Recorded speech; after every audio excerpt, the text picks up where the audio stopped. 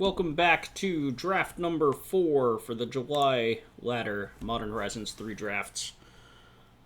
We are coming off the back of a sweet Jeskai list where we pack one, pick one Asatia over a Wrath of the Skies because that card is fun and cool, and that's really it. We should have taken the Wrath of the Skies, but that's okay because it was fun and cool. We did only go 3-3 with it, which puts our total record in July at a whopping 10-9. So not the best start. The good news there is that, anything below platinum is easy to get through because you get more pips for wins than you lose for losses. So we are in platinum anyway. But here is where we actually have to start winning in order to climb the ladder and hit our goal of top 1,000 Mythic. But yeah. So here we go. Pack one, pick one. There is an Ajani Nakatl Pariah, which we're going to take. There is also a Lelia, which is fantastic. There is a Marionette Apprentice, which is fantastic. This pack is very, very good. Ajani is kind of the clear pick one, I think, unless you have some severe color preference towards red, which I would understand because, the Gruul Eldrazi deck is the best deck in the format. But I'm going to take this Mythic Rare that I haven't ever gotten a chance to play with in Limited, and yeah, we're going to go from there. I don't think I've gotten to play with it prior to this. I could be wrong, but anyway. So we have Reckless Pyrosurfer versus Basking Broodscale versus Area Auxiliary. Basking Broodscale, again, the better card for the best archetype, but if we want to be aggressive, I'm happy to be Boros, though the Auxiliary lets us stay one color and see what opens up throughout the pack. So Pyrosurfer and Auxiliary pretty similar in terms of how much I want them in a deck, in an aggressive white deck. But again, staying monocolored until we can figure out what the open lane is and maybe move in is something that you have seen me do if you've been watching these drafts with me, and something that you will see me do in future drafts. Very rarely do you get the case where I just kind of take the 3-color rare out of pack 1 and kind of force it. Most of my drafts look like this, where we're going to take a color, assuming that color is open, until we see what the secondary color should be. Here we have Guardian of the Forgotten versus Nyxborn Unicorn with a Molten Gatekeeper or Golden Tail Trainer as kind of the options. I'm not a fan of the 4-drop Luxodon. Not in love with this Golden Tail Trainer pick, but I think we're thinking, with the Area Auxiliary already, and green-white is not an archetype that I've drafted too many times prior. We get that followed up with a second Area Auxiliary over a Razorgrass Ambush. Razorgrass Ambush better in decks that are trying to play a little bit later. Not as good in offensive decks as it is in defensive decks. Faithful Watchdog coming off pick 5? Yeah, pick 5. So showing that the Golden Tail Trainer with a late Faithful Watchdog, like maybe green-white is the lane that we should be in anyway. Although this Charge Bug down here could potentially be saying otherwise. Nothing else in this pack really screams to me like, hey, you should be in a different color. The Roscott Knight we're probably not going to play, but, you never know. Sometimes you just need the fringe playable, and if we wind up with, like, a tremendous amount of bestow creatures, then the Roscott Knight winds up being better. But not looking to play the Roscott Knight, just it is there, and we'll see what happens. So, yeah, this is an okay start. I think we maybe took the green card a little too early, but there we go. Second Golden Tail Trainer, and now I'm kind of happy with where I'm at.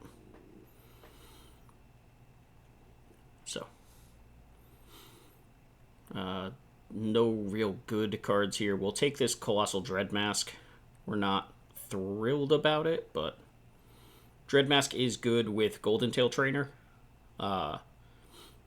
And yeah, is especially good when you put it on a Golden Tail Trainer. Suddenly your whole team gets the +6/+6. And obviously it costing less if you manage to get any power onto the trainer in the first place. Makes it a worthwhile card in the green-white archetype.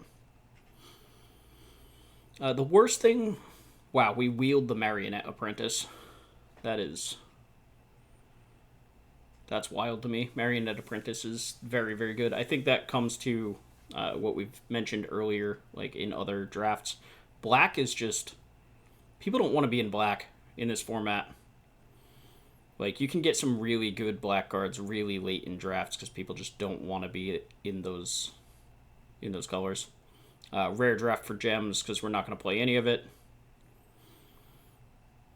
Take the landscape that might get me the black source if we wind up there. Here's more black cards that we're not looking to play, but there they are. More black cards that we're not looking to play, but there they are, and yeah. Alright. So, pack 2, pick 1. Assuming we are staying on the green-white train, then the Witch Enchanter is the best card out of this pack. The Eldrazi Repurposer is fine.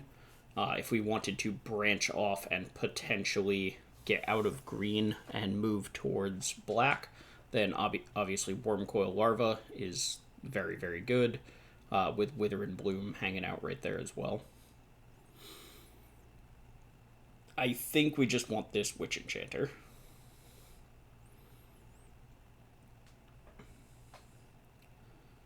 Obviously, if we had been in Boros, then the Amped Raptor up there is excellent. Aether Revolt is a very fine card. Aether Revolt's the kind of card that we would have wanted in our last deck. Pick 2, we have a Wrath of the Skies. I should, take the Wrath of the Skies. This card is gas.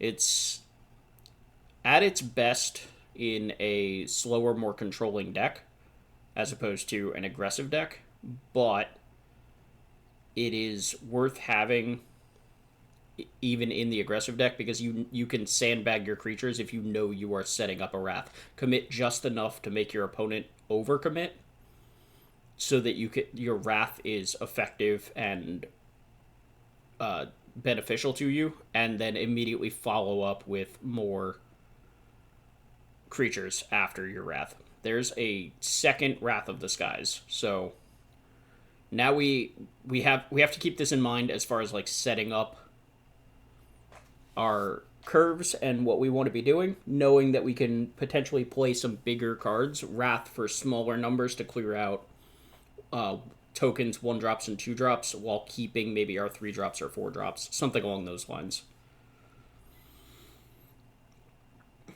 That said, we don't want to be wholly reliant on the Wraths, right? Like, we do still want to have a good curve and be able to be aggressive, because otherwise these Golden Tail Trainers and double Faithful Watchdogs are just not going to do anything. Malevolent Rumble or Tranquil Landscape. Rumble not at its best in this deck, but it would be fine. Not being able to get back the Wrath of the Skies, we don't have any way of interacting with our graveyard, so milling cards doesn't really do much for us. But at the same time, like, the card is fine. It digs you for, like, if you're top decking late, then top decking Malevolent Rumble basically gives you a re-look to find something that's a reasonable threat, and it gives you 4 looks at it. So, I'm certainly not upset to have the Rumble, just pointing out that it is not at its best in the green-white archetype. Much better when the spawn is going to matter.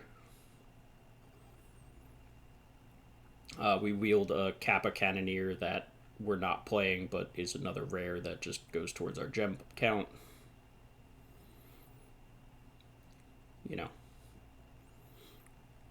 The good old trade binder draft pick. Except that we're on Arena and can't trade. Suppression Ray is great. Um, Suppression Ray, the kind of card where you can potentially just kind of close out a game all at once, depending on the kind of curve that you can have. And the green-white deck is not tremendously good at breaking through board stalls, so having something like a Suppression Ray acts as your overrun, functionally. You get to, if you can generate enough of a board stall that you just develop a lot of power in play, but you can't get through, then the Suppression Ray just ends the game on the spot. So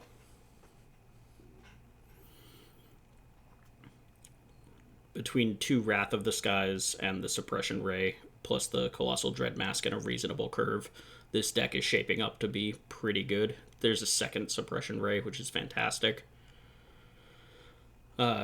Just some garbage going into the sideboard. Might as well take the green card since, we'd like to kind of cut that off. Not pass a green card last pick and makes people think that they might be able to get into that. Fanatic of Ronus is fantastic, especially with as much power as we are capable of putting into play between the +1/+1 counters coming off of the double area auxiliary or the Dread Mask being able to buff stuff up,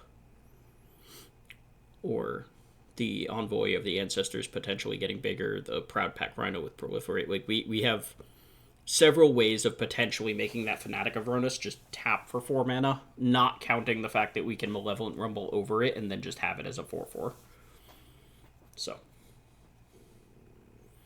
also just attacking with the Golden Tail Trainer, even as a 1/3, can potentially get our other creatures up to 4 power so that we can use it. Nyxborn Hydra are going to be another way of generating value, generating mana with the Fanatic, or, being something worth paying off when we use the mana from the Fanatic. Glasswing Grace here, probably looking, excuse me, slightly better than the Repurposer. Not always, but I think in this deck in particular, being able to break through a board stall is going to be more relevant than the 3/3 body. Yeah. Also having another thing that both costs less mana from the Golden Tail Trainer. Right? Yeah. Costs less for the Golden Tail Trainer and is good at going onto the trainer or something else. Slap a Glasswing Grace on the Golden... It curves into itself as well. Golden Tail Trainer into Glasswing Grace, and suddenly you have a 3/5 with flying and lifelink that you also get to give your team +3/+3 when you attack. So, nothing really in this pack. The Foul Strike with Reinforce is okay. We could have taken the Expel the Intruders if we wanted another kill spell, which would have been completely reasonable. Right now, all we have is the Threeban Charm. We have the Gift of the Viper to act as like a combat trick of sorts, and then the Foul Strike doing the same thing. But we do have the double Wrath of the Skies as well, so... Distinguished Conjurer, still not particularly good. Contaminated Landscape is not any of the colors we care about. We're just going to grab the 2-drop. We're probably going to wind up cutting it, but I'd rather have the 2-drop that I'm probably going to cut over literally nothing. We're definitely not playing 2 of them. Here's these Refurbished Familiars just flying around the table, coming around very late. I think we could have had a reasonable black deck at this table. It does appear that nobody else was in black, but I think based on, our start and what we got past, especially in Pack 2, last pick Refurbished Familiar is a travesty. But starting off on the Ajani and having double Wrath the Skies, I don't think there was any way we're coming off of the white-green deck, I think. It's possible we could have been white-black rather than white-green, but I'm pretty happy with the double Golden Tail Trainer and double Watchdog pushing me into green. And we got the Fanatic of Ronus, too. Alright, so Draftsmith suggests that we have, 13, 14, 15 real lands with 4 modal dual-faced lands. So 19 total mana sources, 19 total cards that could be lands with Fanatic of Avernus, Malevolent Rumble, and Nightshade Dryad all acting as mana ramp in 2 cases and pseudo mana ramp in case of the Malevolent Rumble. It's a one-shot effect for the mana, but that's still fine.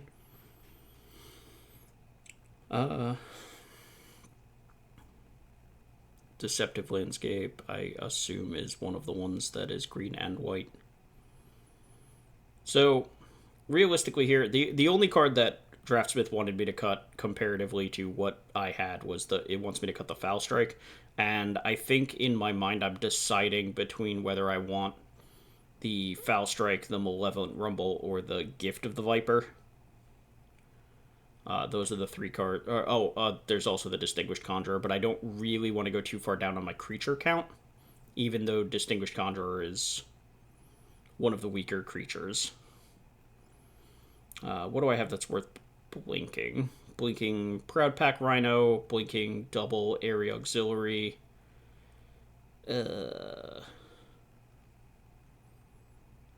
kind of it. So yeah, like I could reasonably be cutting this. Blinking Witch Enchanter is quite good in certain matchups as well.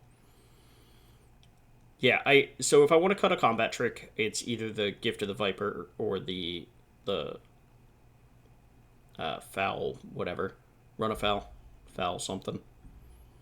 The Reinforce card. And if I want to cut a creature, it's one of the Distinguished Conjurers. We have 16 creatures in the deck. We are a deck that wants to have creatures in play. Foul Strike. We are a deck that wants to have creatures in play, so maybe I need to keep these Conjurers. They're not spectacular. I think I could cut a Conjurer here, but I think I do ultimately wind up cutting the Gift of the Viper. I think the Reinforce in this deck in particular, with the double golden tail, it was just worth it to me. But no, we did cut the Foul Strike. Okay, that's fine. The Death Touch from the Gift of the Viper can also be relevant. Again, we are a little bit removal light, but with double Wrath, so. Alright. Suppression Rays count as lands. Again, we are playing quote-unquote 19 lands, thanks to the Modal Dual-Faced cards, and we had Fanatic of Avernus in the opener, and now we drew the Nightshade Dryad as well. So we have a very good defensive card with the Fanatic. It's not the easiest thing in the world to just kill, and it blocks Hexgold Slith all day. And then, obviously, if we get it to stick around and make more mana, next turn we can go Nightshade Dryad and Hexgold Slith, or, well, not anymore. So now we probably just want to go Nightshade Dryad. Oh, that Wrath of the Skies is quite good. So now I think...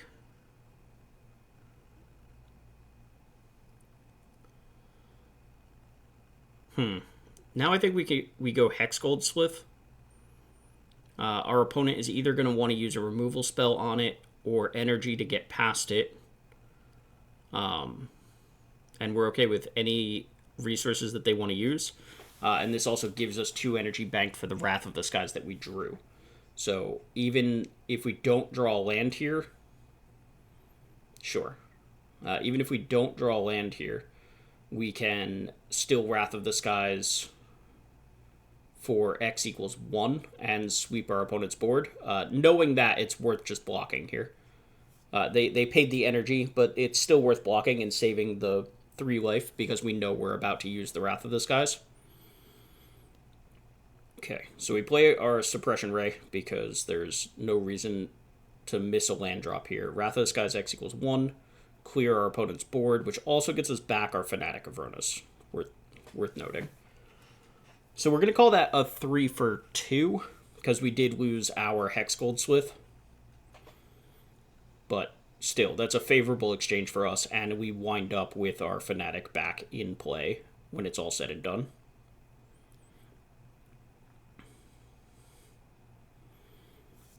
Land is fine. We can Nightshade Dryad and Area Auxiliary here. Or we can Dryad plus Conjurer plus leave up Gift of the Viper if we want to. If we do that, then we can follow that up with the Area Auxiliary and then be able to potentially start blinking the Conjurer. So this is fine. Getting the Auxiliary into play makes it so that our opponent can't attack very well this turn. Yeah. Second Wrath of the Skies is nice. No reason to use it just yet, but... Okay, Distinguished Conjurer, and this basically is going to set us up to be able to start blinking this Auxiliary every turn, and very quickly that Fanatic of Avernus is going to start making a whole pile of mana. We don't have anything to do with that whole pile of mana, but it makes it so that we can use the Conjurer effectively without and cast cards that we draw. So yeah, opponent can't really use their Zealot particularly well yet either because of the Conjurer here. So yep, we're gonna start the Flicker train. Conjurer, exile the Airy, Auxiliary come back, put a counter probably on the Conjurer and the Fanatic, I think, because the Nightshade Dryad already has Death Touch. Okay, that's fine. I suppose it makes sense to put it on the Dryad. It makes it so that it doesn't die in combat to the pumped up Zealot. Proudpack Rhino Proliferate is pretty good. That's worth 3 +1/+1 counters. And we have, that'll put us to a 4-power creature, so we can flicker with the Nightshade, or use the Fanatic of Avernus to pay towards the flicker. Okay. Yeah, this game is looking all but over, really. Our opponent can try to tap things, but with the Conjurer's ability to blink in response and the ability to keep flickering. Yeah, opponent is just, they can't really break through it, and we're going to grow our whole team very, very quickly.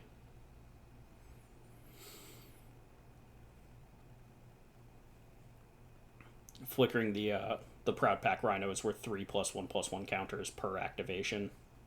Flickering the Area Auxiliary is worth 2.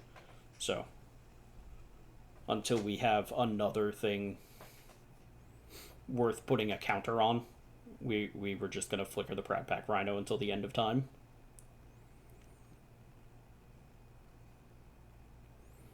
Alright, so we have our green source, we have our white source, we have a Witch Enchanter, there's an extra land, fantastic. I think we still lead on the landscape here. Okay.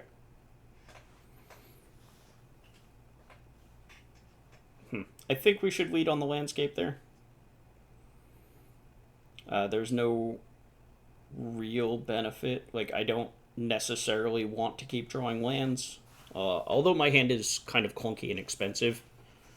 So it could very well be that I was thinking in the moment that I don't mind drawing more lands, but I think just playing out the landscape and cracking it would have been worthwhile there, but that's okay. No 2-drop, unfortunately. Potentially getting to take that curve that I mentioned earlier of turn 3 Golden Tail Trainer into turn 4 Glasswing, which is nice. We'll see how that ultimately plays out. If we do get to make that curve out, then the Colossal Dread Mask only costs 3 mana. So, Hunger Tide Rises plays very well with Propagator Drone. I'm kind of Yeah, so by not using this landscape, we might have to play this Witch Enchanter as a white source if we want to try to curve this Glasswing Grace, which is a little awkward.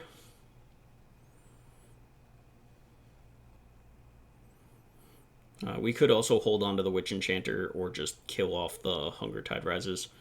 That Nadu is a something. Not thrilled to see that. We don't have any ways of dealing with it in our hand, and we're removal light deck anyway. So I guess we're hoping our opponent just can't target it. Right. Witch Enchanter kill the Hunger Tide Rises before they manage to go find something scary. It also cuts off another token, which with the evolve triggers might matter. We have the land. We can still get this Dread Mask down next turn. Though we do need to, at some point, either crack this landscape or play another white source to be able to use this Glasswing Grace. One kind of funny thing that's very unlikely to come up, but there's a non-zero chance. You can Glasswing Grace onto the Germ token from the Colossal Dread Mask, and then later on move the Dread Mask over, and you still get to keep your Germ because of the Glasswing Grace, because of the sizing there. So, not that that's likely to come up, but crazier things have happened.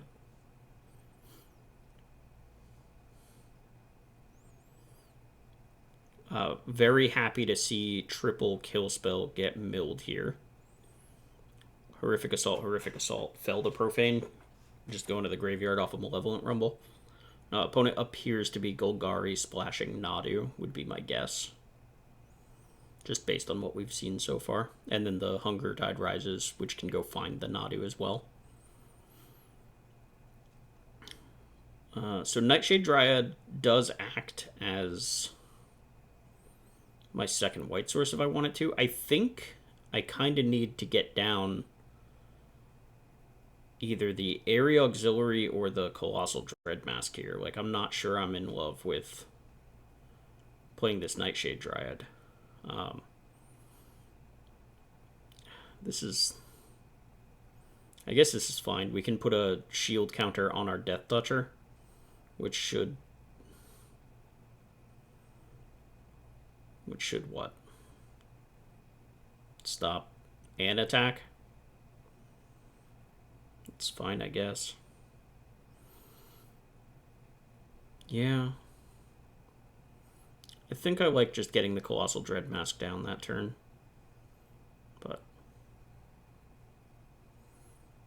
I suppose our opponent is very wide. Just putting two bodies into play that both block well is probably pretty good. I didn't do the math to see if the one body. So if I play the Dread Mask and they have a kill spell and then they attack with everything, what happens?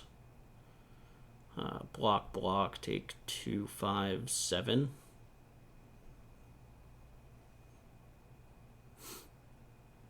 Okay. Yeah, maybe the Dread Mask is worse. This gives me 3 blockers almost guaranteed. That's the third Horrific Assault. So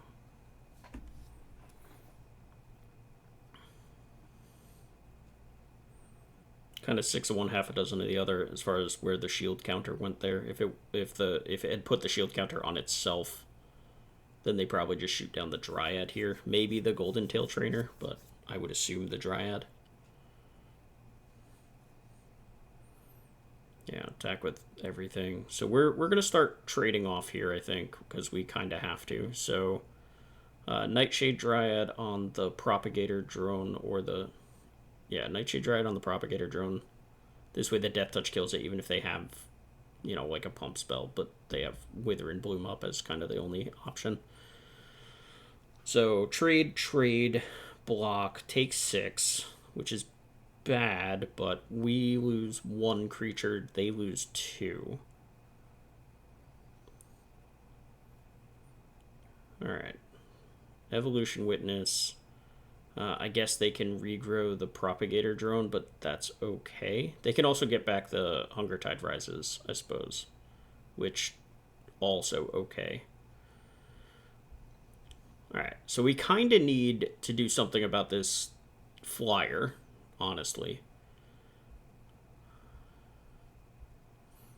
Because we still haven't fetched, we're kind of locked out of the Glasswing Grace plus a spell here, which is very awkward.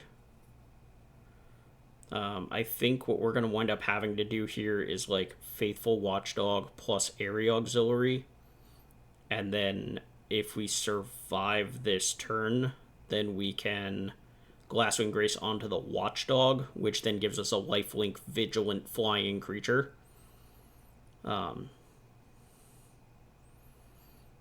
This gives us 3 blockers. The Witness there. We can block the Nadu if we really want to. We should definitely target the Watchdog.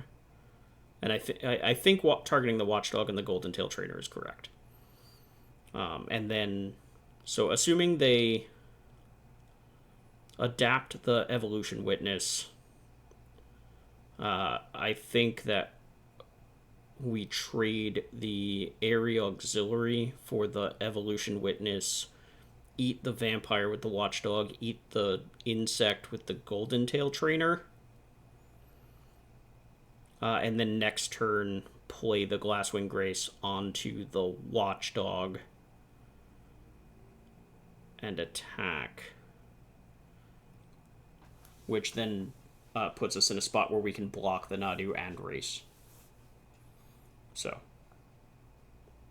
opponent cycling here is a good sign for us. We're still in trouble if they have a kill spell. Actually, we're dead if they have a kill spell. But that was going to be true no matter what. So they cycle, look for a kill spell. If they have it, they win. If they don't have a kill spell and go for the adapt.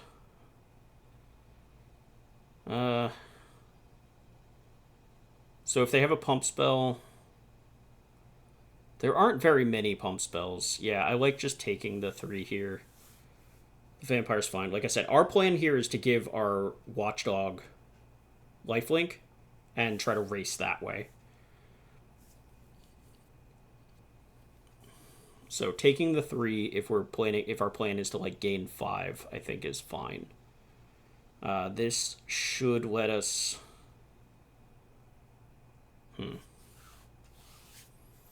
If we Glasswing Grace onto the Golden Tail Trainer, then we can play the Colossal Dreadmask as well. But then we can't. We don't have a fly. Well, we have the Area Auxiliary, but it doesn't have +1/+1. So yeah.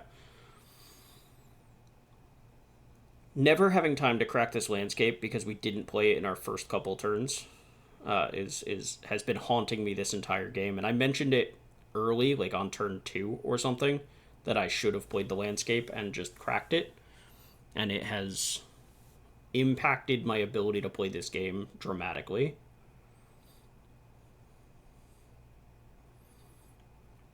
So here, instead of getting to double spell, we can only single spell.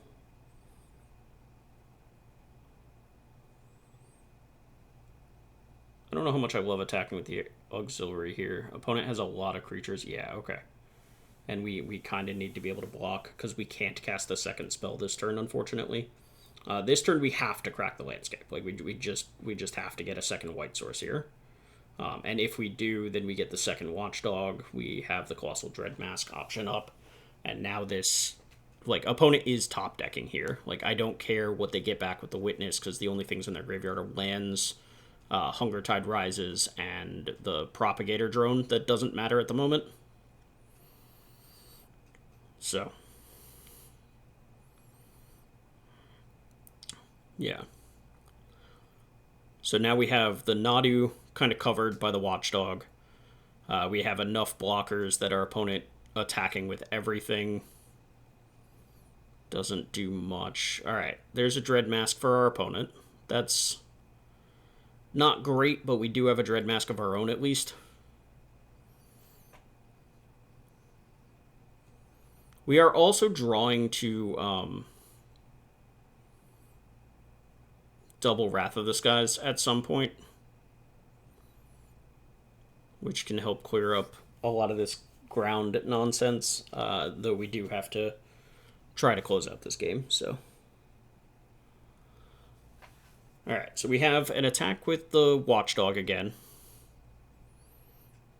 which is fine, and then we double spell with probably Watchdog, Dread Mask of our own.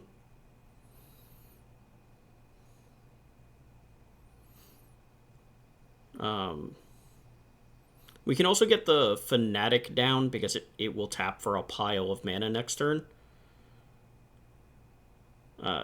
Due to having a 6/6, potentially two 6/6s with the Dread Mask already in play.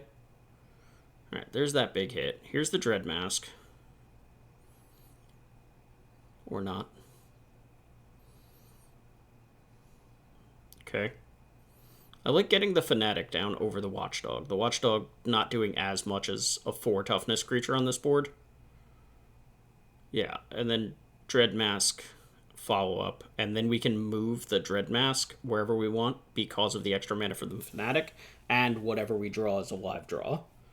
So we can potentially put the Dread Mask on the Golden Tail Trainer, and then get in a very large attack. So, opponent's top deck Dread Mask, very good. Our Dread Mask, just as good. Lets us trade off the Germ for the Germ.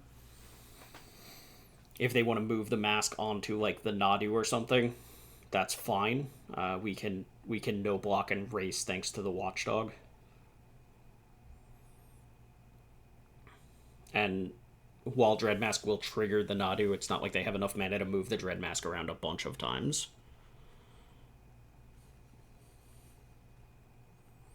Come to think of it, there's not really much equipment that moves around for like 1 mana, is there? It's all like 2 or more. Opponent being very careful about what mana gets tapped, so presumably just for the Evolution Witness. Like, they have 3 mana left over because of the Scion token, or Spawn token. Okay, so they drew a Twisted Riddle Keeper off of the Nadu trigger. And they have a very large Tramply Boy. They do not have enough mana to emerge the friend there, which is good. Also, the emerge cost is blue, so. Okay, they gain a lot of life. They hit for 9. Emperor of Bones is pretty scary. And we draw one of the Wrath of the Skies. Okay, so. Opponent 4, 5, 6. They have 7 mana. They have 7 lands. So, and they can't adapt right now. So the Witness can't get anything back. We can Wrath of the Skies for 3. Which would kill everything except for the 2 Dread Masks and our Area Auxiliary.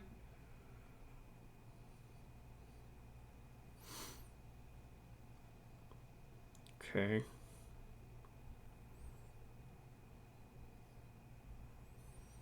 So if we use Fanatic of Ronus for 4 mana.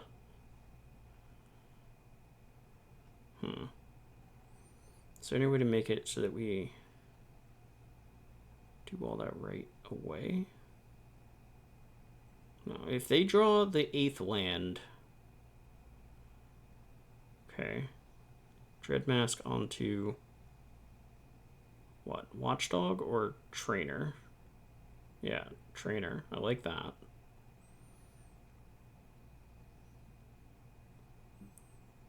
Okay, very large.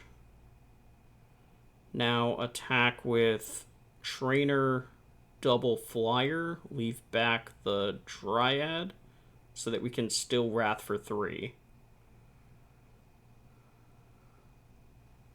I think we should have attacked with the auxiliary there as well.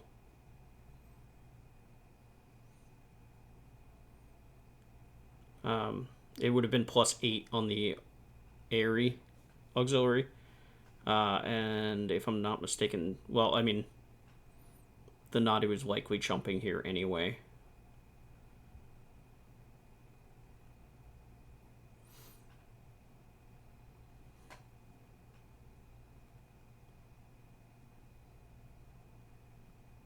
I guess it isn't. It might. No, I think I should have attacked with the area auxiliary here. If I attack with the area auxiliary, I can Wrath of the Skies for 2, and then I keep my Golden Tail Trainer as well. I lose my flying lifelinking dog, but we're gaining 14 here. So, like, we're...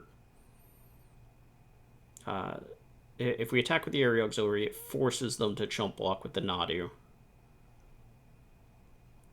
Okay. If we Wrath of the Skies for 3 here, we lose our Golden Tail Trainer. If we had attacked with the area auxiliary, they get to keep their Evolution Witness if we play it that way, though. And Witness getting to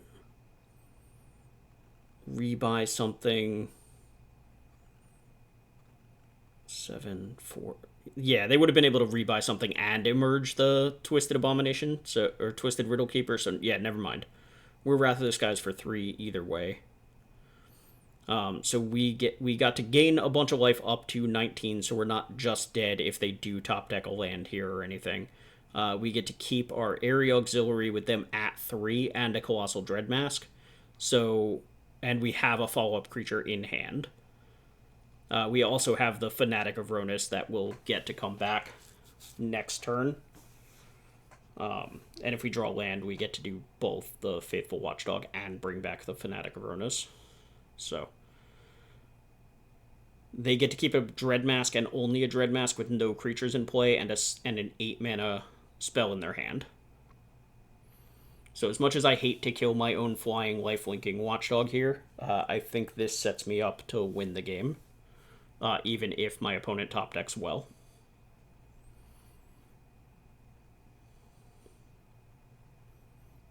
Yeah. Boom. Technically, I keep the Grace, but then it obviously dies because the creature it was attached to dies. So, all right. So yeah, they have. If they draw land, they can play their Riddle Keeper and tap down my flyer and a land, which is fine. We still just follow that up with a Fanatic of Ronus, and we're in good shape because the flyer can't do anything. Okay. They could have discarded that other card and then immediately emerged the Riddle Keeper if they wanted to. Okay, but this... Yeah, the lethal throwdown to just kill my creature makes an amount of sense as well. But again, we drew the land off the top, which is great. This gives me double lethal threat, plus the Dreadmask in play. So, opponent now has to kill 2 things to not die. That does not kill 2 things. Sure, whatever. Here's these 2 things, attack.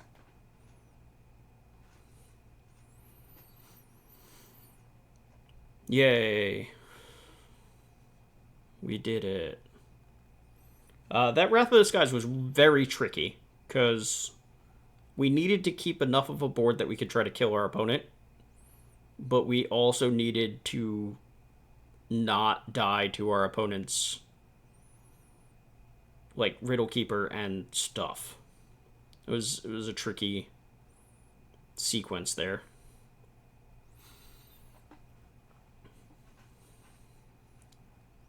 Alright, we have an opening hand that includes a Wrath of the Skies.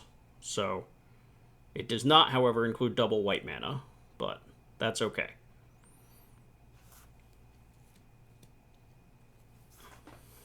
Alright. Ethereum Terramander. We're going to lead on a Fanatic of Ronus because why wouldn't we ever do that? So this might be one of those games where like Wrath of the Skies for 2 is very good.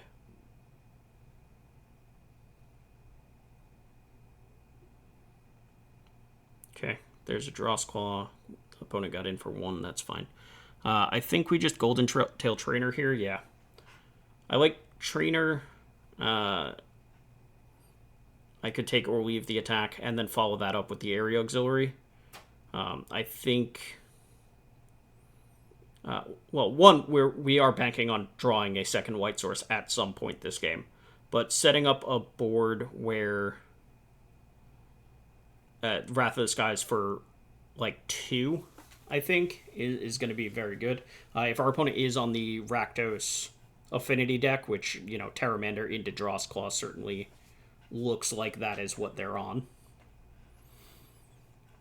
But if that's what they're playing, then Wrath of the Skies for 2 is going to be kind of devastating, or at least that's the hope for us.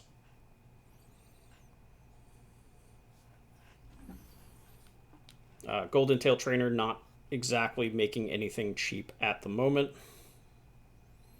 but that's okay. Also getting shot down by a lethal throwdown with the draw card, which is nice. Opponent is not on Rakdos. Draws Claw onto the Terramander, attack for 3. Still no second white source for us. We're just going to get down our flyer. It should hold off the Terramander for a minute at least. And now we have nothing to do with the mana, so we're just attacking for 2.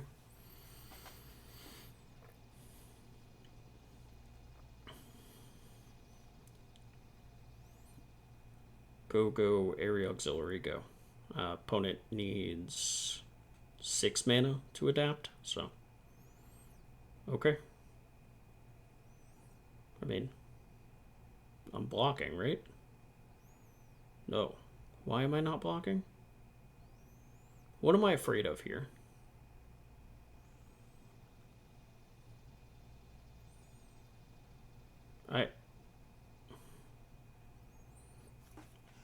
What in the world was I afraid of there? Why would I not block?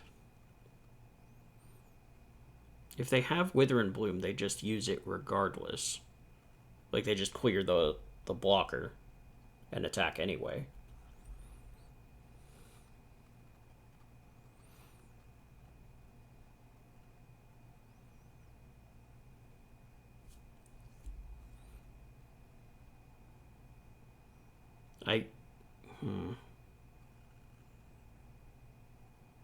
I guess something like a Foul Strike? Foul Strike makes their Terramander win that combat, and that's bad for me, but, like, is that really worth playing around? If they have the Vipers thing, that doesn't matter. If they have the Punch, the Slam, Signature Slam,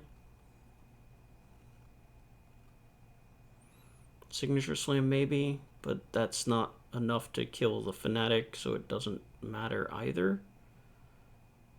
I don't know what I was potentially playing around there. They have nowhere close to enough mana to have adapted. I think the correct play was the block with the Area Auxiliary there. If they want to use something to trade, I'm pretty okay with that, I think. But, oh well. It is what it is. There's an Emperor of Bones. There goes my Golden Tail Trainer. I have no ways of getting that back, so it doesn't matter all that much. I have no good blocks here, which means I'm taking a beating for no reason.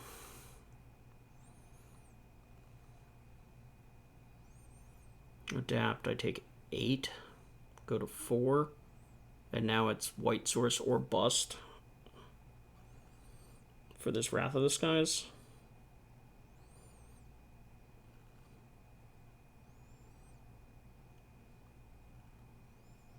Crazy.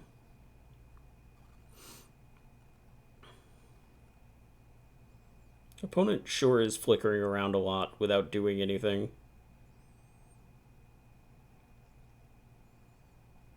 Like, I don't know what's going on over here. We drew the white source, so we're not just dead, so that's good.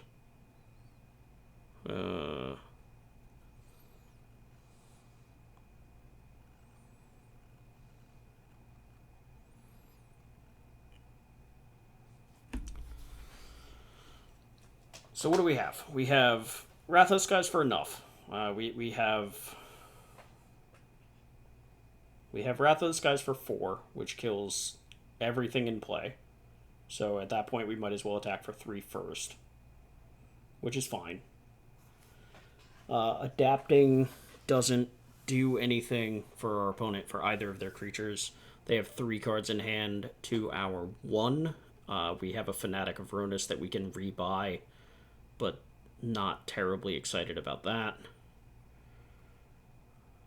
Okay.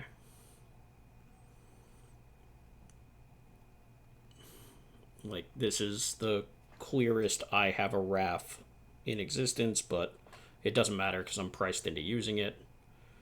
No block from opponent is the best case for me because at least that means they're at a lower life total.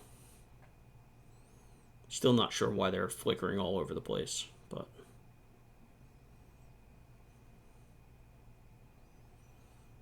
we do still need some help off the top of our deck here.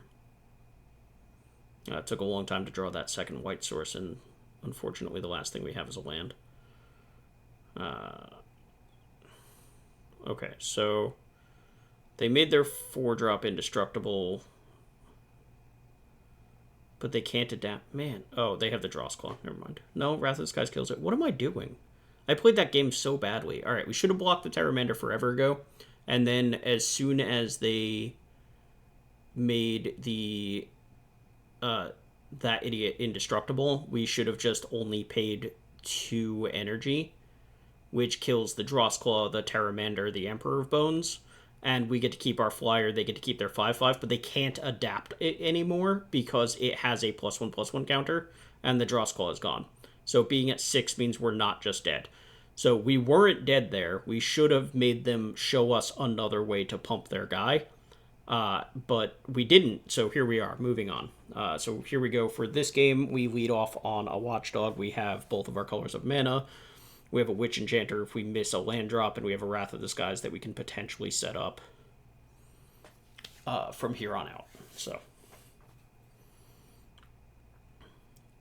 Wrath of the Skies not fantastic against the Obstinate Gargoyle, but, you know, it is what it is.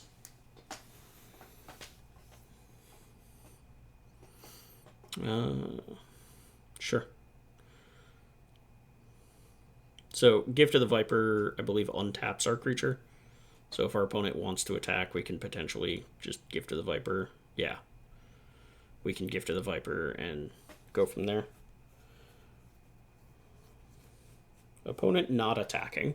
I'm not streaming or anything, so like there's no stream snipe or anything crazy here. Just a wild thing that they just didn't attack here. Just like, I mean, if they're playing around the Gift of the Viper, good for them, like cheers, but that's a call. There's the Knot Master, which we can shoot down with the Thraben Charm and just be applying pressure. Thanks to the Envoy, we're also gaining life while we do it, which is nice. So we do want the Knot Master dead, I think, too. I am willing to trade the Witch Enchanter for it, so attack first and go from there. Sure. So Area Auxiliary, obviously good card. It's gonna come into play. It's gonna reset the Gargoyle. It's gonna target the Knot Master. We're gonna shoot down the Knot Master. We're not gonna shoot down. Oh no. Okay, because we have the Gift of the Viper, I guess.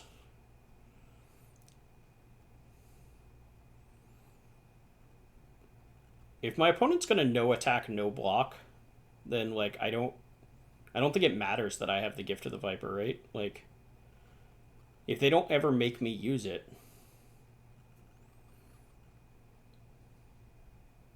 do they want to double block here? Like, that seems wild to me. Yeah.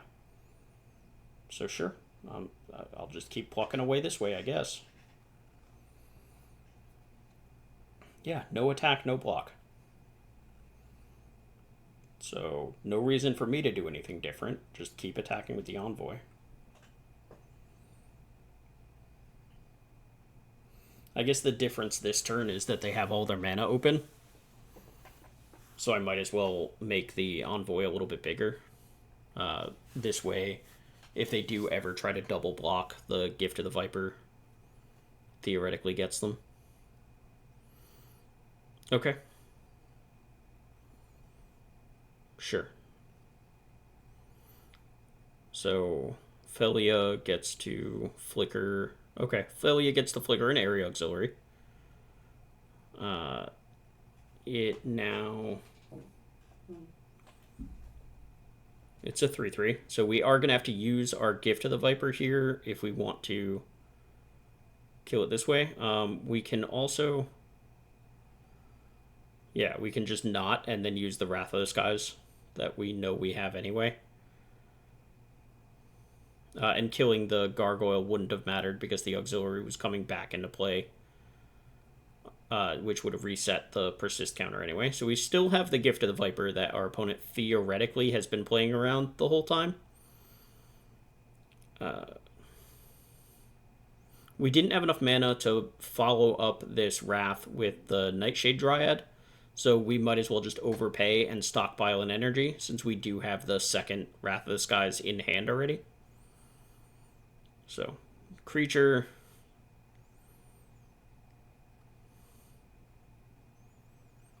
Second creature. Pass the turn. And because of the Envoy gaining us a bunch of life, we're still sitting at 21 after everything. So, Guardian of the Forgotten. This Obstinate Gargoyle is potentially going to turn into a Manifest guy. We do have another Wrath of the Skies. Yeah, okay. So, Guardian, Manifest, my guy dies. That's fine. So, we're not in danger yet. I don't think we want to use this Wrath of the Skies just yet. But, like, our top decks aren't really doing anything. We need creatures. I remember during the draft when I mentioned Suppression Ray is a good way for the green-white deck specifically to be able to just close out a game from nowhere. That's still true, but it is predicated on having creatures, which I don't, and that kind of sucks. Alright, turn up a Hexgold Slith, get a +1/+1 counter. Not bad. Land is not what we're looking for. So, remember we have 15 natural lands and then 4 modal dual-faced cards. So we've drawn 7 natural lands and 3 of the modal dual-faced cards because we played a Witch Enchanter this game. We have a Suppression Ray in play and we have 1 in our hand. So, 7, 10. 10 of our 19 lands so far. We need to draw some gas at some point. They did not pay energy here. And yeah, so I think we just want to trade off our Nightshade Dryad. The downside here is the Guardian triggers again, but again, we have this Wrath. So if we're trading off the Dryad here, we're kind of hoping that our opponent just puts stuff in play because we don't have anything in play. And then our Wrath gets to potentially clean up more. Breen Surge is not the card we were hoping they would cast here. You know, in a perfect world, they're just like jamming their hand, but another Obstinate Gargoyle, which yet again will survive this Wrath. Definitely would rather lead on the Wrath so that our Nyxborn Hydra can be a large fella. So 4, 5, 6. We get to, 6 energy, pay 4 of it. Opponent doesn't have mana to flip up the Manifest card to be a more expensive thing. Yep. So 1, 2, 3, 4. No more Manifests from the Elephant. The Gargoyle does persist. The face down card turned out to be a Wither and Bloom.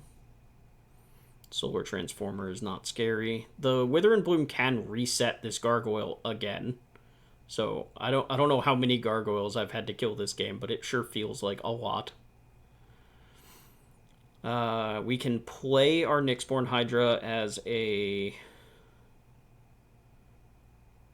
How big could we play it as? 3, 6, 7? As a 7/7 or 7/8, however big it is.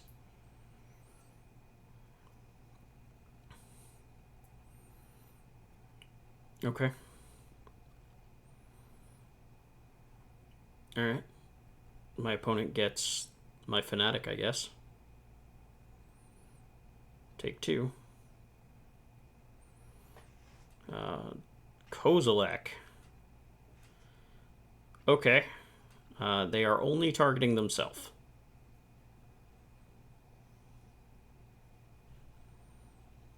So they will manifest 2 cards and then draw 2 cards and have a giant dude.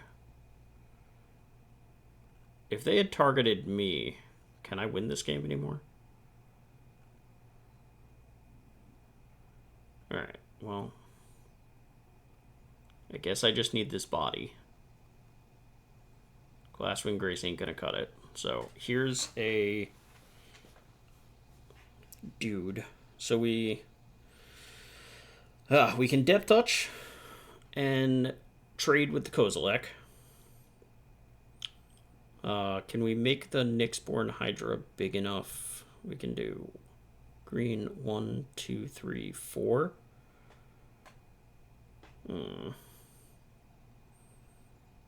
So we can Hydra for 4. Okay. No, this is way better. This buys me so much more time. We could have Gift of the Viper on the token and Hydra for 4. We can use the token this way for mana to get a body into play.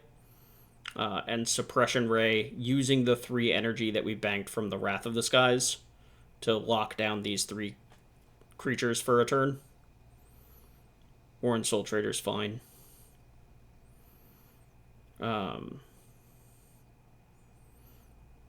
Alright, so we know that the Kozilek is untapping here.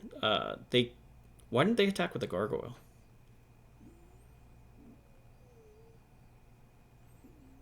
Alright, anyway, we had no mana up. They could have attacked with the Gargoyle. We should be at 12.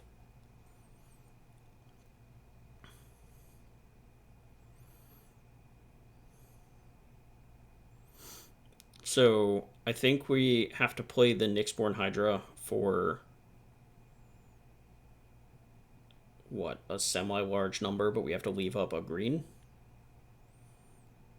So, yeah, we can't bestow it here, I don't think, because we need multiple blockers. So, X equals 6, leave up a green. So we have something that's big enough that it can block one of these face-down creatures and live. We gain a life. Now, if our opponent has been playing around Gift of the Viper all game, now they know for sure that we have it. But I guess that doesn't matter. So here we go. So we're going to block the Conjurer on the Kozilek and the Nyxborn Hydra on one of the face-down creatures, which leaves us taking 10. But that's okay. So we get to keep this Hydra, theoretically. That worked, so Death Touch is going to happen.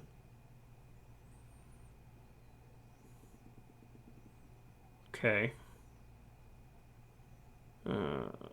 They cast our Fanatic, which is fine. Okay, so we can go... Proud Pack Rhino... Put a shield counter on the Hydra. Then Area Auxiliary, or we can... Yeah, I think it's Proud Pack Rhino first, and then we can Area Auxiliary after. If we play the Auxiliary first, then we just... The Proliferate is still only once and only on the Hydra, so I think it's worth the... Like, we get the extra +1/+1 counter by leading on the Rhino. The Proliferate doesn't accomplish anything. So, Proud Pack Rhino. Put a shield counter. I think...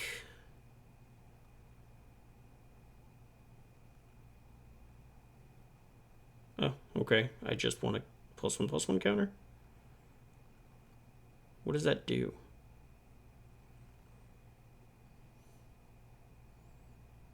Okay.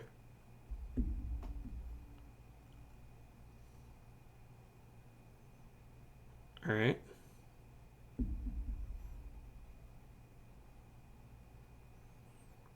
So, I'm dead to a kill spell, but I suppose that was probably true no matter what. By attacking there, we put our opponent in a spot where if they can't win the game this turn, they can't attack. Yeah, okay. So they're in a spot where they can't win the game, therefore they can't attack, which means we get to attack with everything, which is just a whole lot of lethal attackers. The Flyer is lethal by itself. The Hydra requires 6 toughness minimum, or I'm sorry, 7 toughness minimum in front of it.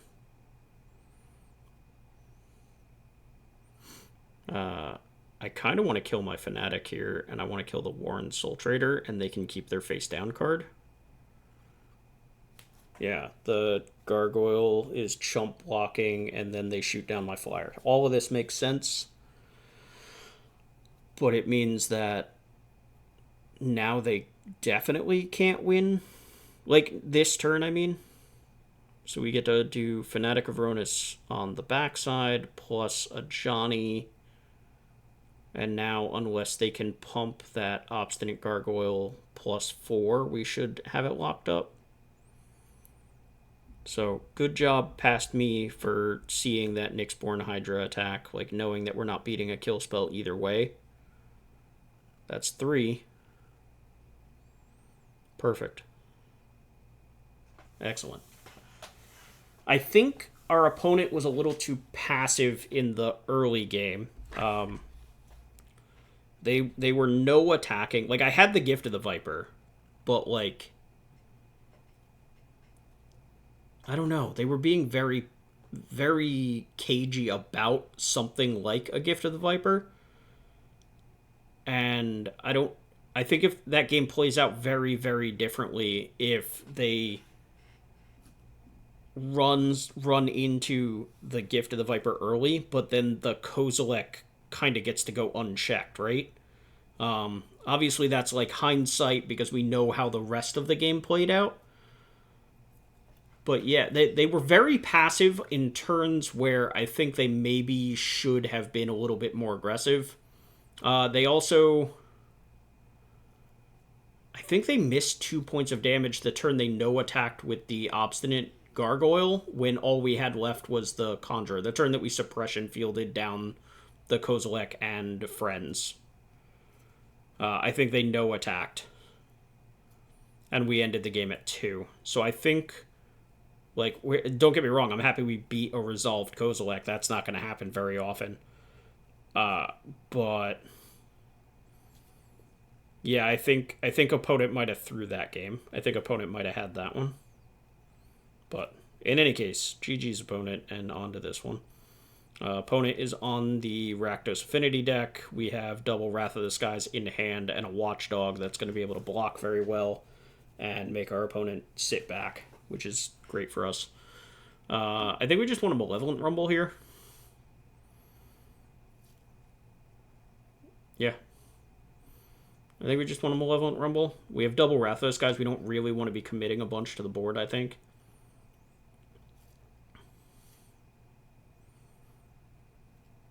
Apparently not. Let's just put more stuff in play, I guess. Opponent notably could have double blocked the Faithful Watchdog there. Alright. I think I'd rather keep my 3/3 than my 1/3. Yeah.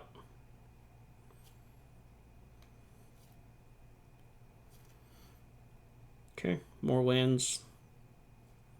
That's fine. So now we definitely rumble because we have nothing else to do.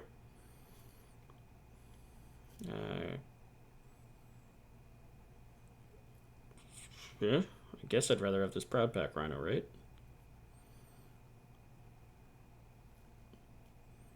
Like, I can't imagine the Distinguished Conjurer is better than the Proud Pack Rhino here.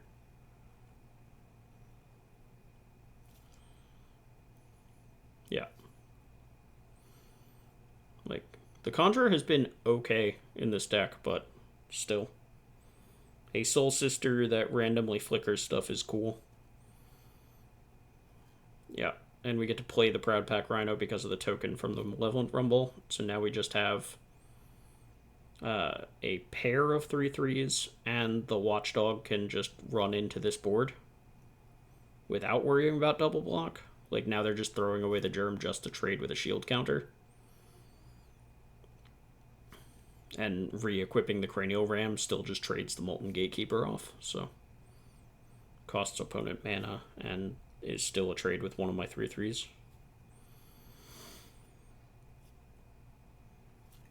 So we either need for our opponent to dump a bunch of stuff in play so that these Wrath of the Skies are good, or we need to draw some threats so that we can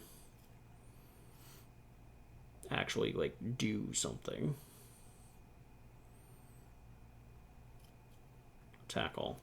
Okay. I guess, yeah, if they want to double block the Proud Pack Rhino, we're pretty okay with that. Honestly, with this block, I kind of just want to Gift of the Viper, right? Gift of the Viper kills both of them, and then my guy survives. So, like, now, yeah. Okay, Inventor's Axe. So, yeah. It still trades with both of their things, thanks to Death Touch. But the Axe makes it so that our guy dies as well, so. Scurrilous Sentry. Presumably our opponent's hand is all spells, since they haven't played a land in a couple turns. Clearly they drew that land this turn to play the Sentry, so. What do we got? Growing the Sentry to a 3/4 with multiple equipment in play is a bit tough. The Wrath of the Skies here is going to be quite good. Yeah, at clearing all of the permanents our opponent has. So I think here, I don't even know if we want a Wrath yet, right? Like, I kind of just want, sure, see if they block. They probably block. They don't block. Okay. All right. So do we Wrath for 4 here? Do we just kill everything, or do we let them next turn try to play out some more stuff? Because we're at 17, but 3, 4, 5, 6, 7, 8 potentially. Yeah, all right. We would have taken like 8 almost at a minimum there. So yeah, let's just Wrath and get that done. Golden Tail Trainer and then Nyxborn Hydra on the Golden Tail Trainer is gonna be very good. Like, that just sounds good to say.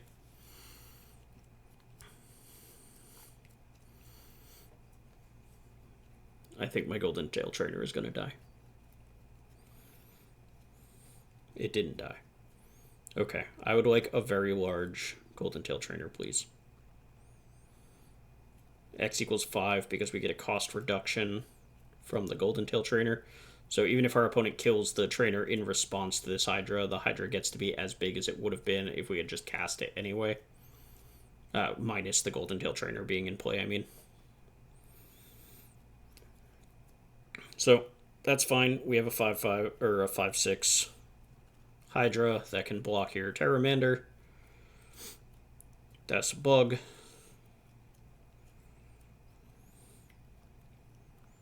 Suppression Ray should be able to close out this game next turn. Fanatic of Ronus will take whatever damage we take this turn, and then Suppression Ray, and we have 6 damage in play. So Suppression Ray, this isn't like the overwhelming board state that I mentioned being possible, but it is enough of a board state that I don't care how many creatures or how much lifelink my opponent puts in play. We can clear it and kill them. One noteworthy issue with our Nyxborn Hydra with double Wrath of the Skies is, unfortunately, the CMC on Hydra is 1. So, it will die to basically every Wrath of the Skies of all time.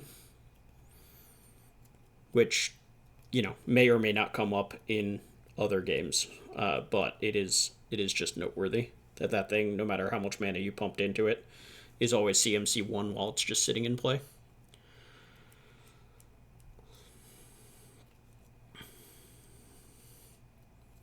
Are we not just killing them? I mean, I get that they have a card in hand, but... Okay. Fair enough, I guess.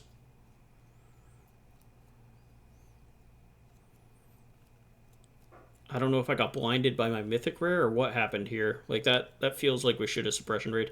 I suppose my opponent did have mana up and a card in hand. And obviously they're getting priority, but they're getting priority, if nothing else, because they have the adapt available to them.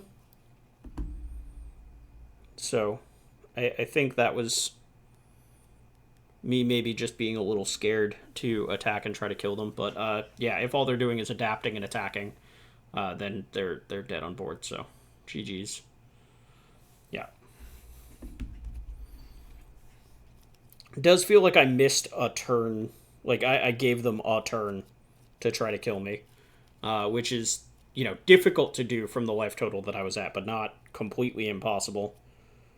And yeah, don't give your opponents turns that you don't need to give them. That was a bit of a mistake. I'm glad we won the game anyway, but that was not the tightest.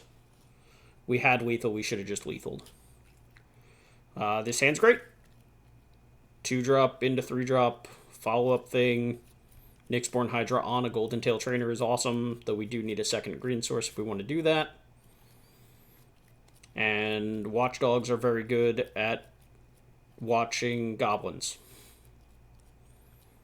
That's it. That's all I got. Alright. Unicorn. Yes.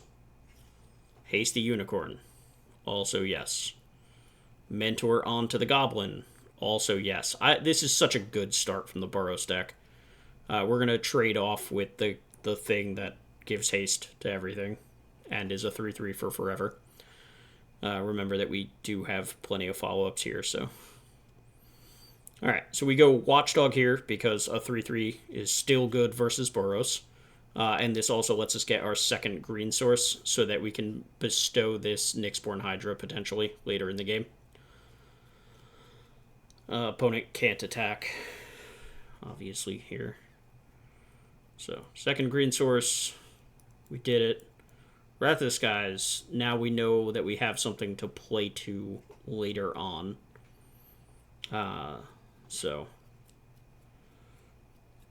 Theoretically,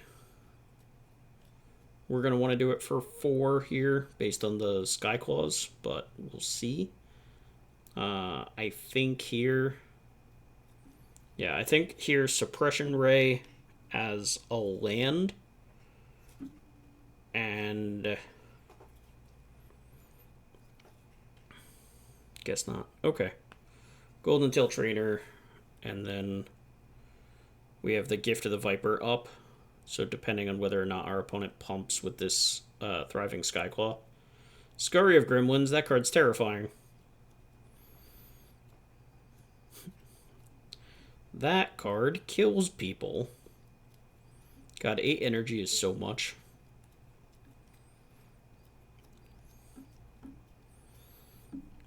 Alright, so... Alright, opponent's not just blowing through all of their energy. And they are using it to pump this Skyclaw. I think...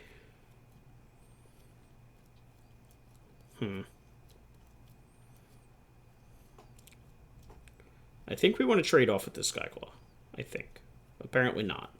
I think I should have traded off with this Skyclaw. So if we put the counter on the Watchdog and trade, then we still have a Golden Tail Trainer. That's probably... But we can bestow onto the Nyxborn Hydra, onto the Golden Tail Trainer for cheaper, which isn't bad. So I think this turn is attack with Faithful Watchdog and only Faithful Watchdog, and then bestow Hydra onto Trainer. Okay. Sure. I think this is bad. Why are we doing this?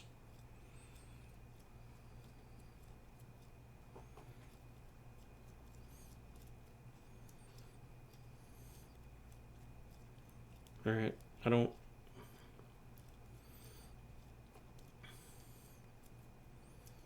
Unclear what I was thinking here.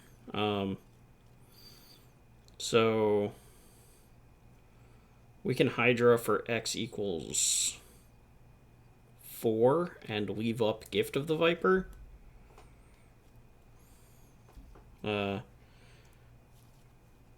Actually, no. Golden Tail Trainer only makes auras cost less, right? So it only discounts the bestowed Nyxborn Hydra. So if we were going to play this... If we were going to bestow this, we should have done it pre-combat.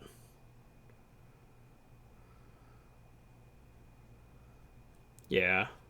This is all bad. If we were going to do this, we should have done this pre-combat. Then we get in 3 extra damage because of the Watchdog.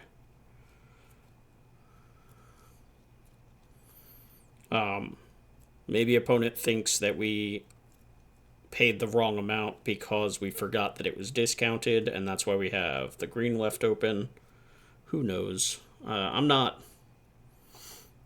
I don't know. I don't really love the way we've played this game. We do need more mana for the Wrath of the Skies, notably. So, like, it's not like I could just Wrath for 4 here. Like, we just don't have it, so... So, opponent's going to attack here, and we're going to take a nice, hefty chunk. Mentor goes onto a Gremlin. Like that. That's going to resolve. We're going to untap our Big Dumb Idiot. They're going to Dog Umbra our Big Dumb Idiot. And we're going to be super duper sad about literally everything. So... Hey, look. That's lethal. Alright, well, the good news is that I don't think we could have done a lot else. Other than just, like, play the Hydra instead of bestow it. And then... theoretically, our opponent Dog Umbras that. We still get to Gift to the Viper onto our idiot.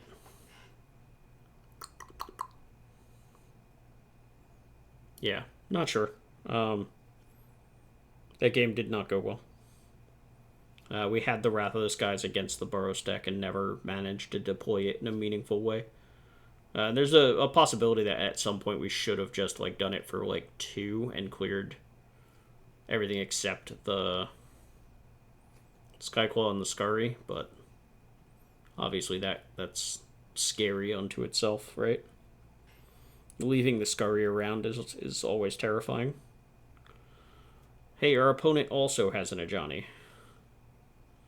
That sucks. Theirs is better than ours because they have it in play on turn 3 and we don't. Yeah, we're going to play this 1-3 after. Yeah, we have a 1-4 and a 1-3. We're going to play them. This sets up the Colossal Dread Mask. We're not going to block that cat.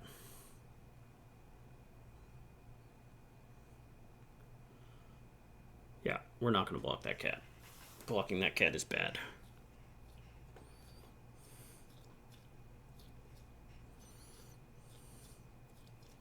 Okay, Refurbished Familiar is not great.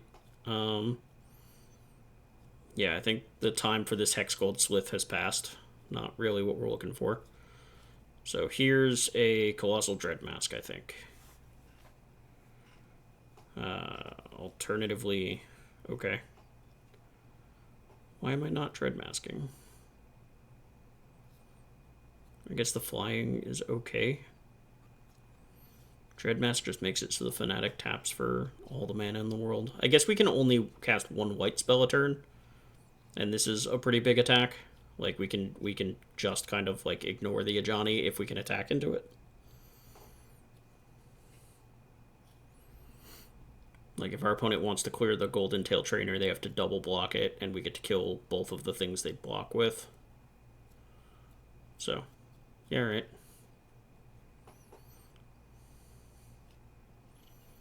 Attacking for 6 versus my opponent attacking for 2 seems fine.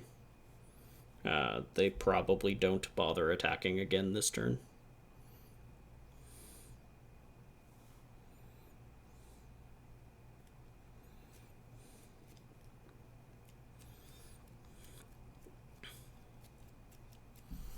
Okay, so they're offering a trade. They're familiar for mine, or they're familiar for my auxiliary. And they have a Hexgold Slith that they did not give first strike to, so we can just trade with the Hexgold Slith before it starts growing. I don't know that I care about the Slith, though, considering I have the Dread Mask. But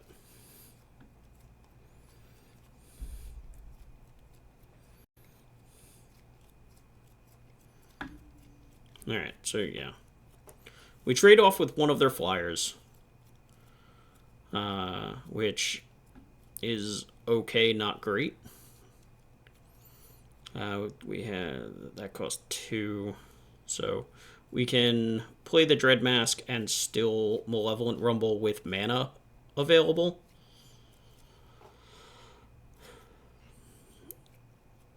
Yeah, so we should have rumbled first before we played the Envoy, just for what it's worth. Oh, taking the Nyxborn Hydra for sure.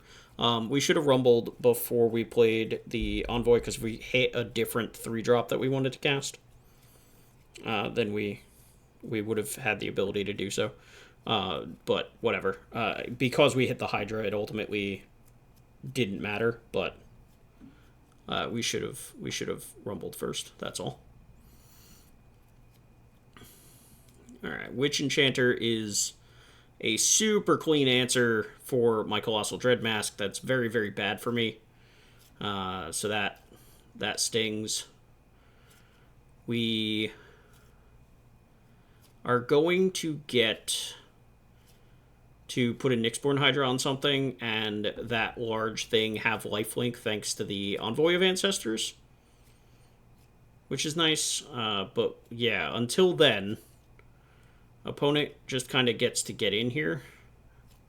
We can chump with like this thing, which costs us a +1/+1 counter on our Hydra. But I think that's okay. Conjurer's pretty whatever.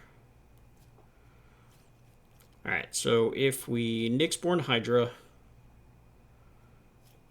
X equals 3 onto the Golden Tail Trainer, that's okay.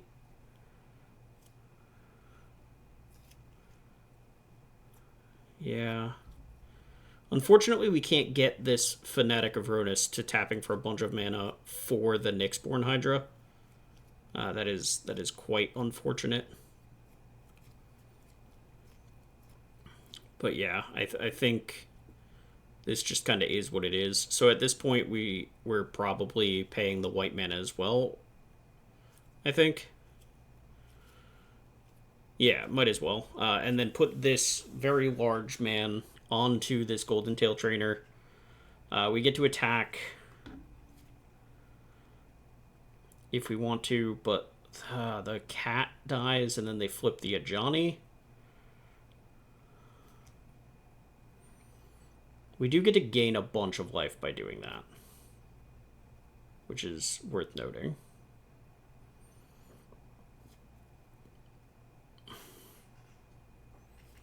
So, yeah, I think I need to click buttons because my clock is running here. Alright, we have a very large fella. We're going to outlast onto this thing so that we have lifelink. And then I don't... Like, if we attack, they just flip their their thing and have an Ajani, but like this at least applies pressure. So they get to flip their Ajani here, but they're at 8 because we have trample. And it's our turn, so like they have to untap to use the Ajani, so it's not like they're getting multiple activations before we can do something about it. Alright. So here there is a problem, and that problem is that off the top of my head, I could not tell you what Ajani's 3 abilities are. I know one of them makes cats. Apparently the uptick, which is a +2, puts +1/+1 counters on cats, because there were none put out there. And I have no idea what the ultimate is or how much it costs, which I should probably have checked at some point. But I didn't. So, anyway, we're going to attack the Ajani with the Trampler, and attack our opponent with these other 2 things to threaten lethal, because both of the creatures attacking face are lethal, and the creature attacking the Ajani has trample, so this puts our opponent in not the best spot, but, like, obviously, I just said I don't know what that ult does, and, I'm about to find out. Anyway, opponent's stuff is gonna die. They should probably sacrifice the Witch Enchanter and the Hex Goldsmith to the Shilgengar, but they don't, which means I get to gain a bajillion life here. And then I play this Distinguished Conjurer, which is the problem. This is the mistake from this game. So I didn't know what this ult did or how much it cost, and now I'm seeing it, and I should not have played this Distinguished Conjurer. I should have a creature in my hand, and then I keep the Envoy of the Ancestors and the Nyxborn Hydra as my creature and enchantment respectively. Still have the Conjurer in my hand, and then sacrifice this Fanatic of Ronus, which I can rebuy at some point in the future. And that's all fine, but that mistake is not great. So, we made that mistake, and then our opponent has a Witch Enchanter, so we lose our Hydra anyway. We have this Conjurer in play that should be in our hand, and yeah. It is. We should have an Envoy in play, a Conjurer in hand, and this Fanatic of Ronus getting ready to come back.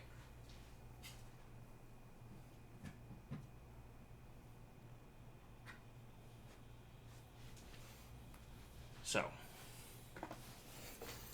alright, so Glasswing Grace. So we had the choice there, right? We could have Glasswing Graced to make our Conjurer big enough to try to attack into the Ajani there. And they would have probably just jumped with the Area Auxiliary. Or we get back our Fanatic of Ronus as a 4/4. Which, jumping that, obviously, is very good. But so, Rosecott Knight from our opponent, which finds a Wormcoil Larva. So that's not great for us. Wormcoil Larva, bad for us. Oh, I didn't have double white. Never mind. I'm dumb. Alright, didn't have double white for the Glasswing Grace, so no wonder I didn't play it. Alright, anyway. I think we just put it on the 4/4. So we have a 6/6 flying lifelink. I think we just clear the Ajani here. We could attack them down to 2, but like we know that they have the Area Auxiliary as just like a thing that they won't attack with next turn. And apparently they had a Breathe Your Last anyway. So it's a good thing we cleared the Ajani while we could.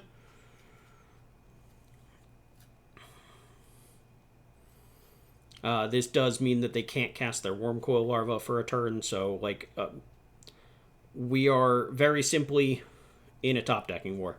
not having that Envoy coming back to bite us again, because we could have just sacrificed the Conjurer and kept the Envoy to that Accursed Marauder. That not knowing what the Ajani ult did and not bothering to check and read it. You know how people say read the friendly card? Do that. Read the friendly card. Because if you don't, stuff like this happens, where you lose games that you potentially could win because you didn't bother figuring out how a card works or what it does. And you'd think I would have read it, considering I have it in my deck, but I also hadn't drawn mine or flipped it, so, like, yeah, I just didn't. Not sure why I didn't block with the cat token there. Not that I think it, like, so, alright. If we know, if we know that we're going to draw Wrath of the Skies this turn, right? Then, obviously, we block with the cat token, we flip the Ajani, we Wrath the entire board, and then we make a cat with the Ajani, and we're winning handily, right? But we don't know that we're going to draw Wrath of the Skies, okay? We don't know that at all. So, like, yeah. We might as well try an attack with this cat and see if our opponent decides to let us flip the Ajani. Maybe they're just not afraid of it. But that seems impossible.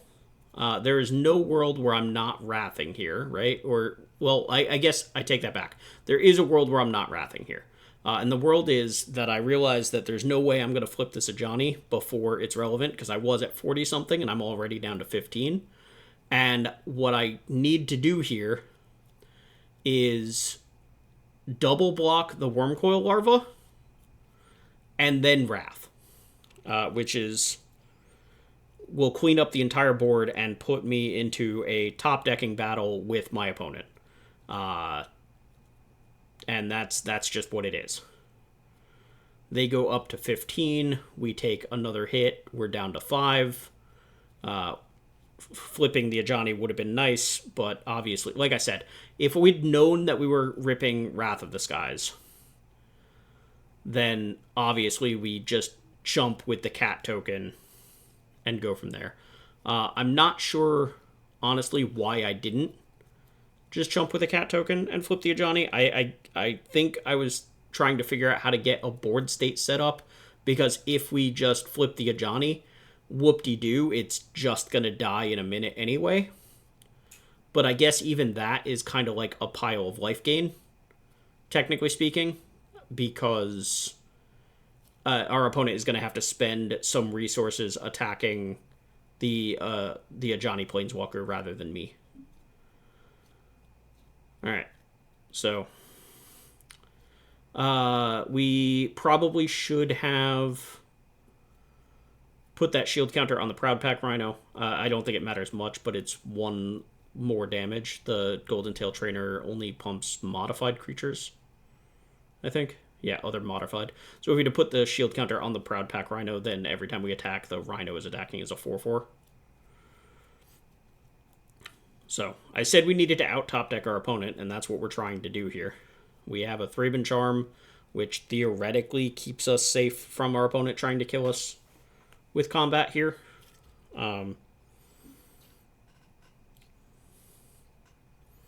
The Distinguished Conjurer is going to give us the ability to flicker this Proud Pack Rhino and be able to move shield counters around if we need them to. Yeah, unfortunately... Oh, yeah, no. So we can Thraben Charm in response to this. Unfortunately, we can't kill the Gargoyle with it. We have to kill the Germ token. But it will fizzle my opponent's Thraben Charm. So, shoot that. Now their Thraben Charm only deals 2. We keep our Proud Pack Rhino. The downside, obviously, being that they get to do this. So, alright. So, Wrath of the Skies. So, we're top-decking. Our opponent is top-decking. We could Wrath of the Skies for 1 and just kill the Mandibular Kite, which leaves my opponent with just the 2/2 Gargoyle.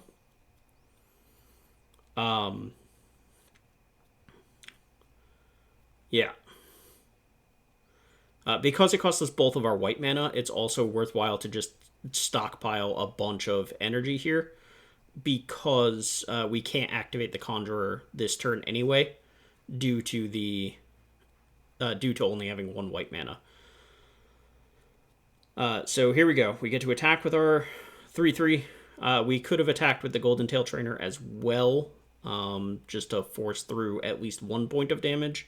If our opponent wants to block the Rhino and persist, that's fine. But yeah. If we had used Wrath of the Skies for X equals 3, then we kill our entire board minus the Golden Tail Trainer because of the shield counter. Yeah, and here's the problem. So, damn. Okay. So yeah, opponent ripped an Inspired Inventor, which jumped the Gargoyle, and yeah, and now we don't have a way to block it. We don't have a way to stop it. I don't think Wrath of the Skies for 3 was correct last turn, obviously. I'm not sure Wrath of the Skies for 1 was correct. It's very like it feels like it was probably fine. Because it cuts my opponent off of their clock, right? And here we're just very sad because even the life gain from the Distinguished Conjurer isn't quite enough. Which means... No, it means I'm dumb. That's what it means. It means that if I didn't attack with the Conjurer there, if we just attack with the Mentor and the Proud Pack Rhino, opponent still has to chump block with the Inventor, and then we get to flicker with the Conjurer and play the Watchdog, and we go to 4 and don't die. So I just realized that, actually. So, yeah. Alright, cool. We punted that turn sequence, because we were distraught that our opponent ripped out into out. And yeah, that's on me. I should have won that game. Or at least my opponent would have had to have a top deck that turn again. And if they did, then I die. But sure, that's 3 top decks in a row. It is what it is. Instead, I don't know. Maybe I forgot the Conjurer gains life because I realistically only care about that card because it flickers. But yeah, if I play the Watchdog and go to 3 and then flicker the Proud Pack Rhino and go to 4 and get another shield counter on the Rhino itself, then I don't know if I can lose that game if my opponent can't kill me literally right then. So fair play. I punted that. Anyway, I'm mad at myself for just realizing it, but I hope y'all enjoyed the video, and we'll see you in the next one. This puts our... Well, I said we'll see you in the next one, and then I have more to say. This puts our total record. We were sitting at 10-9 at 14-12, so still not spectacular, but we are at least winning more than we're losing, if by a tiny margin. So, all right. We'll see you in the next one.